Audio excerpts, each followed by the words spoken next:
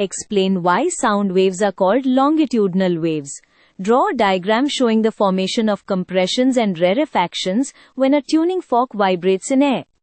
How is this different from a transverse wave? Let's use a simple diagram to make the relationship easier to see. पहले longitudinal wave का core idea समझते हैं.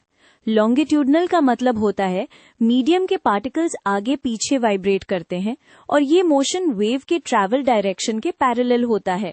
इसी parallel motion की वजह से sound को लॉन्गिट्यूडनल बोलते हैं. अब ट्यूनिंग फॉर्क को इमेजिन करो.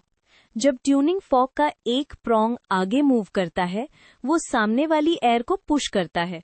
पार्टिकल्स पास आ जाते हैं, डेंसिटी और प्रेशर बढ़ जाता है और इस रीजन को कंप्रेशन कहते हैं. ये स्टेप इसलिए इम्पॉर्टेंट है क्योंकि यहीं से वेव का हाई प्रेशर पार्ट बनता है. फिर जब प्रॉन्ग पीछे आता है, वो एयर को थोड़ा पुल बैक करता है.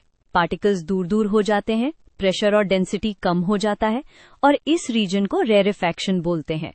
नोटिस करो, कंप्रेशंस और रेरेफैक्शंस ऑल्टरनेटली बन रहे हैं और ये पैटर्न आगे प्रोपगेट करता रहता है.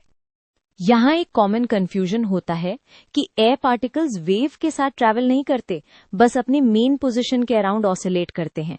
एनर्जी और डिस्टर्बेंस आगे जाती है, इसलिए कंप्रेशंस रेरफैक्शंस का ट्रेन मूव करता दिखता है. ये एक्सप्लेन करता है कि साउंड का प्रोपगेशन कैसे होता है विदाउट एयर परमानेंटली शिफ्टिंग. अब ट्रांसवर्स वेव से डिफरेंस क्लियर करते हैं. ट्रांसवर्स में पार्टिकल मोशन वेव के ट्रैवल डायरेक्शन के परपेंडिकुलर होता है. इस वजह से वहां क्रेस्ट्स और ट्रफ्स बनते हैं, कंप्रेशंस और रेरफैक्शंस नहीं.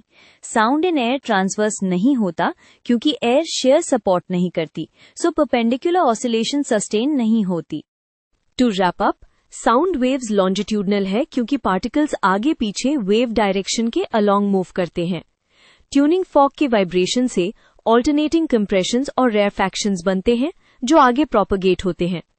ट्रांसवर्स में मोशन परपेंडिकुलर होता है, इसलिए शेप और फीचर्स दोनों डिफरेंट होते हैं.